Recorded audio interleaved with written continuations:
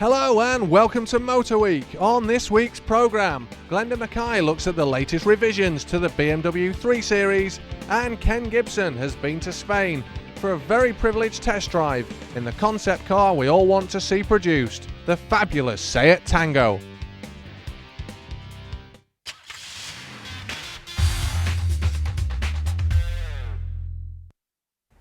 When BMW invited me to Germany to the launch of their new 3 Series, I was dead excited. But imagine my disappointment when they unveiled this. Yes, allegedly, this is the new BMW 3 Series. But to be honest, I'm a little bit sceptical because I can't see any difference. So I thought to liven this piece up a little bit, we'd play a game. I'm going to count to 10 and I want you to see how many changes you can see. You ready? 1, 2, 3, 4, 5, 6, 7, 8, 9, 10. So how many did you get? 3, 4? Well, I won't keep you in suspense any longer because BMW have informed me of the changes and they are as follows. Number 1, the wider, more dynamic kidney grille. Number 2, the new bumper, which BMW say is a fusion of tension and harmony in one. Number 3, which I actually quite like, is the new, more curvaceous headlight, and moving around to the side, very subtle changes in the line of the wheel arch and a new position for the indicator. And finally, number 5, rushing round to the back. Can you spot the difference? No, neither can I, but BMW assure me that they have changed the layout of the backlight cluster. All very subtle changes, but they say never judge a book by its cover. So let's see how it's changed on the inside. Oh, well, it's all very reassuringly German in here. The build quality and the finish is second to none, and I really rather like this 3-tone colour interior. But there are changes afoot in here with these rather large automatic controls for the stereo system. Only joking. They're actually the F1 inspired sequential manual gearbox levers, all part of BMW's drive to make the 3 Series have a more sporty appeal. Let's see if it's worked.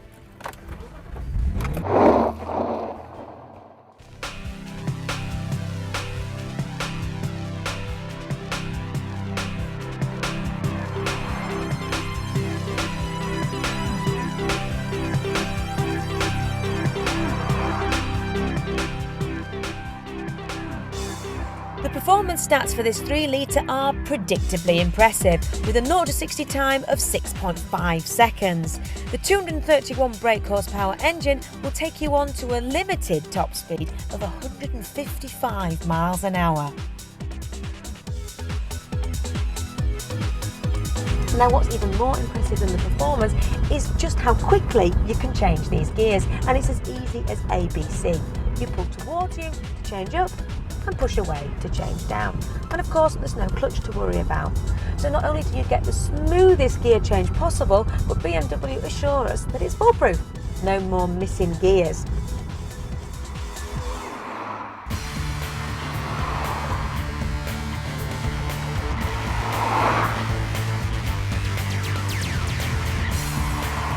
BMW have always prided themselves in providing the ultimate driving experience. But although good, the last 3 Series wasn't going to set your heart racing. So they've had a bit of a tinkle and modified the suspension and steering to enhance the handling.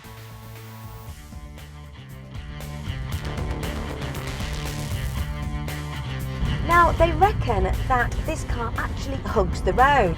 And I think that they're right, but the stiffened suspension doesn't compromise the comfort of the ride. And when you get to the bendy bits, the steering is so sharp and so precise, the brakes are fantastic, and this car really feels agile. And that, as well as the paddle shift gear change, means that the Schumacher brothers better watch out.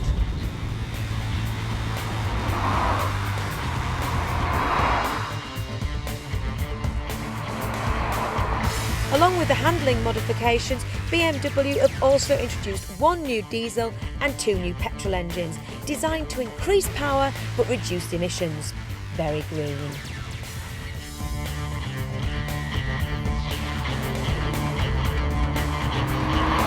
Now, one more quirky optional extras available in this car is a hill descent button. Now forgive me if I'm wrong, but this car doesn't look much like a 4x4. So when would you use it? For me, something much more useful in this car would be an optional depreciation control button rather than an optional hill descent button.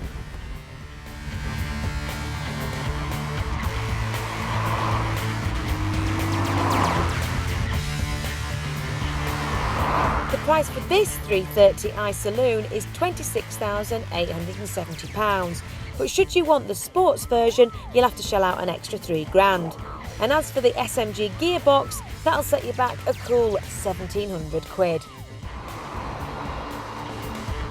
So, although the exterior changes of this car are very subtle, BMW have achieved their goal of giving the 3 Series a more sporting appeal. And when you're behind the wheel, you really do feel like a racing driver. But park up and get out, and I still feel like an up-and-coming accountant. So maybe it's time BMW matched the 3 Series sporting performance with some radical racy looks. Then we really would be able to tell the difference.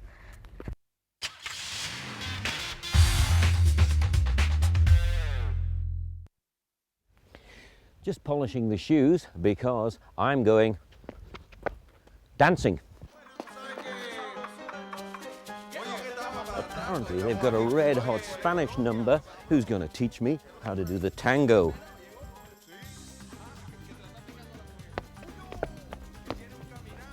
Now, you did not seriously think that I was going to go dancing.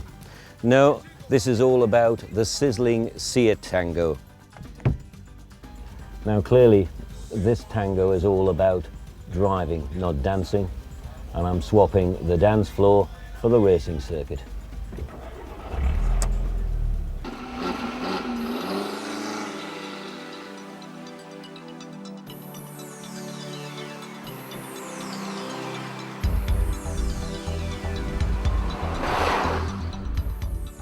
Seat are obviously serious about the Tango being a proper sports car because it's got the same 1.8 turbo engine in it as the Audi TT. That means 180 brake horsepower, 0 to 62 miles per hour in 7 seconds, and a healthy top speed of 147. What impressed me for a concept car was just how brilliantly the Tango handled. This really does drive like a sports car. You sit low and you get all that special sensation of a true roadster.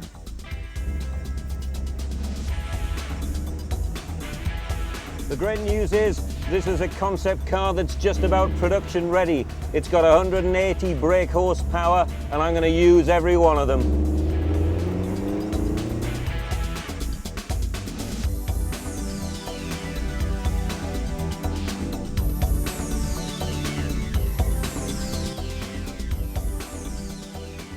Whatever angle you look at the Tango from, it's pure sex on wheels. There are enough curves here to arouse the passions of any normal red-blooded male. Yes, and I know, the girls will absolutely love posing in it too.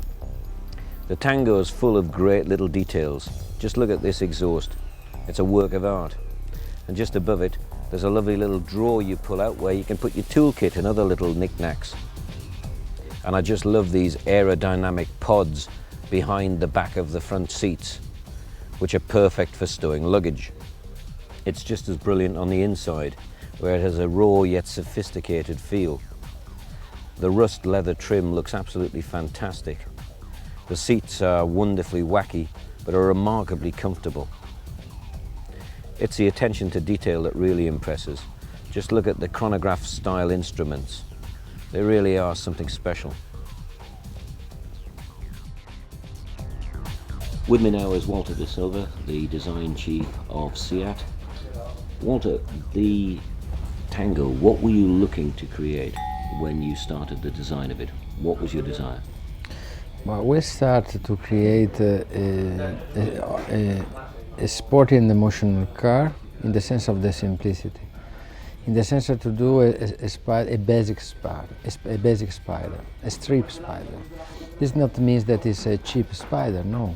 This is not the intention, because we want to recreate a basic spider in the sense of the history of the Spider, like the English Spider, for example, Italian Spider, that are very famous in the world, like the MG or Giulietta, or this. This was our first idea. Tango is not a cheap car. A simple car, that means that it's a cheap car. But affordable. Yes. Yeah. It is well documented that Seat would like to become a Spanish equivalent of Alfa Romeo with its design to be a sporty brand. Yeah. Do you feel this car is a major step forward towards that? Yeah, I prefer to say that Alfa Romeo is not a competitor for Seat. It's a reference for Seat. It's different. It's a reference. You want to have the same type of emotion that an Alfa because Romeo because creates. the Alfa Romeo and its history is another history. It's a historical brand and so on. Seat is a young brand, and for this reason we must to create our Your own identity. Yes, our identity and our basic design criteria. This is very important. But Alfa Romeo, like other sporty brand, is a reference in the market. It's a reference in the sense of the emotional and emotional design, and also to create a feeling with the clients, a Latin feeling, because we are in a Volkswagen group, and we must design car more emotional and more in the sense of the Latin culture and point of view. The other thing that impressed me about it as well is that the attention to detail, though. Yes, Although sir. it is simple, the instruments are beautifully crafted instruments, so that everything that is done very detailed. Was that another? Yeah. This is when I said before, is a simple car, but it's not a cheap car. We are working in this sense. To work very well also in micro design, in the design of the details is very important. Very important. I think that we would like to have a simple car, but in the same time for a sophisticated car. Yeah. You've designed some very beautiful cars over the years. How high would you put the Tango in amongst those? Where would This you is an say? interesting question. The first question but generally, I don't like to do. Every car is special. It's a special history. But I think that the Tango is one of the best. I think on that line we'll finish the interview, and thank you very much. Thank you very much indeed.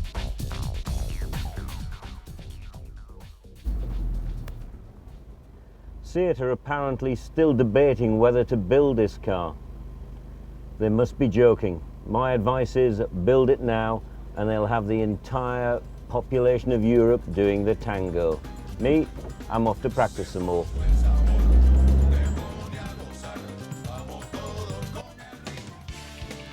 Well, that's it for part one, but after the break, Richard Hammond gets to grips with Fiat's Schumacher Seicento, and Ian Royal's used car tip looks at the Saab 900.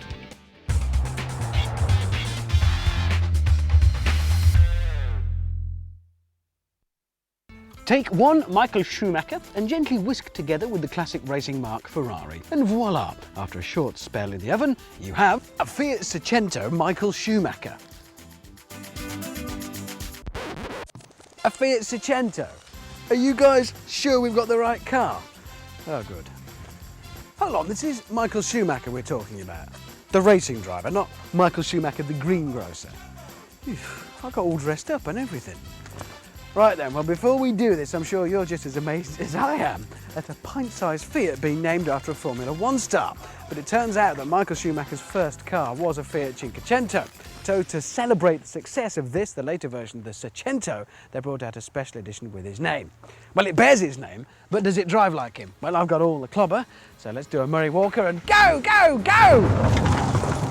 Oh.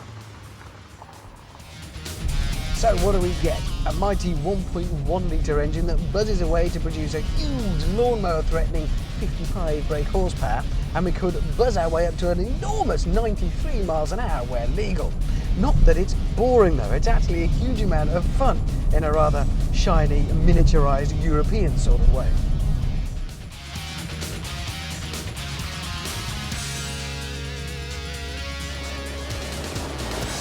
Coated in this awesome brune yellow and bedecked with spoilers and scoops all over the place, some of them in places I can't even pronounce, the little Seicento Schumacher does ooze street cred. In fact, it rather closely resembles the kind of high-fashion street trainer likely to be worn by the teenager driving the thing.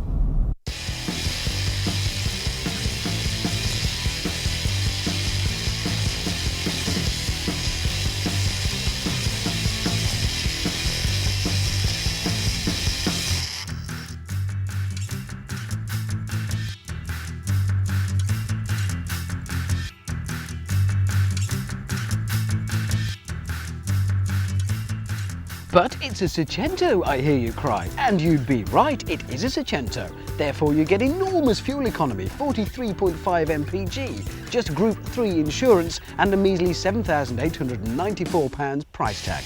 Not bad, considering you get power steering, ABS, sunroof, CD player and a driver's airbag as standard. Being a Formula 1 world champ has never been so cheap. So let's recap, shall we? It looks great, it goes reasonably well, it's got enough gadgets on board to keep even the most gizmo-fixated of us happy. But wait, because there's more. It's a limited edition. There's only going to be 1,000 or so brought into the UK. So there is just a chance that your Schumacher Seicento could hold its value better than other small cars.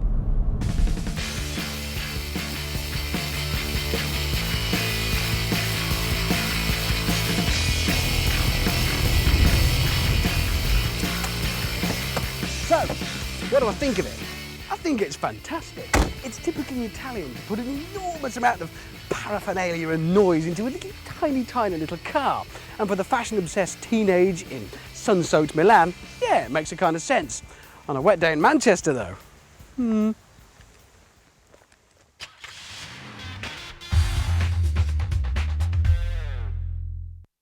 I think that one of the underrated cars about these days is produced by the Swedes.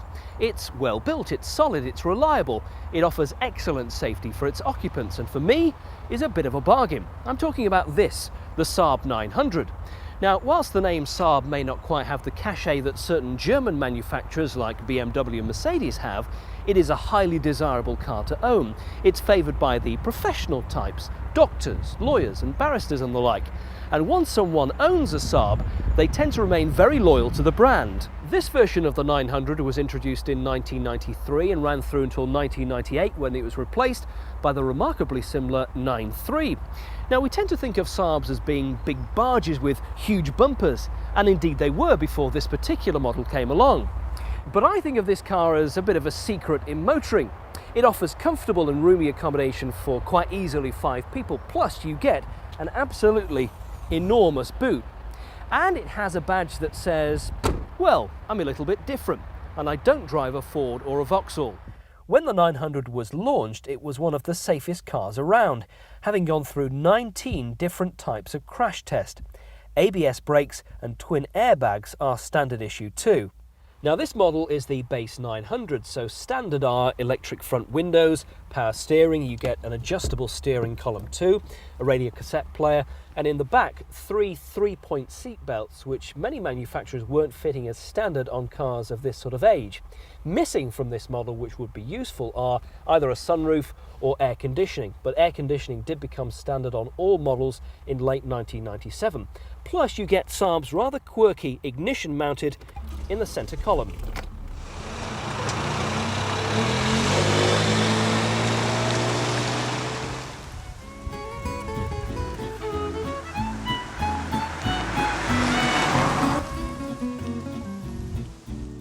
Running costs are quite reasonable on the 900. You're looking at just insurance group 10 for this 2-litre model, and fuel economy again is quite good. You should average out about mid to late 20s to the gallon, and cruising on the motorway should get you back over 30. So, what about prices? What do you have to pay for a quality Swedish motor? Well, surprisingly little. 6 months ago, we picked up this 900 from a main dealer with full Saab history and one owner for less than £9,000, which is a lot of car for the money, and with just 20,000 miles on the clock.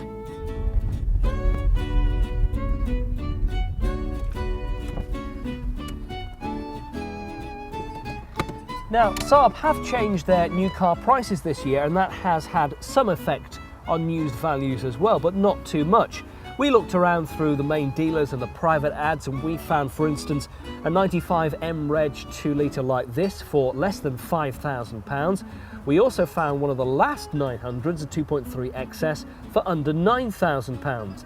There was also a 96N 2 litre turbo Sensonic for about £7,000. Now, the Sensonic was quite an interesting idea developed by Saab, which used a conventional manual gearbox without a clutch. Unfortunately, it never took off, and those cars are actually quite rare now.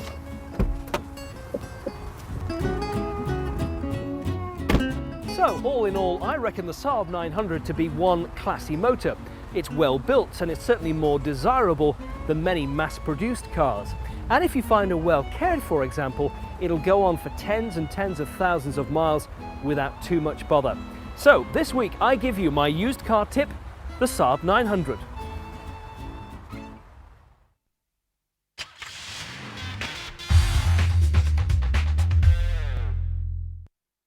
And that's it for another Motor Week. But on next week's show, if you thought Ken Gibson was the Iceman of motoring, well, think again. Because next week we'll be seeing him scared, very scared, by the legendary Colin McRae in the awesome Ford RS Focus.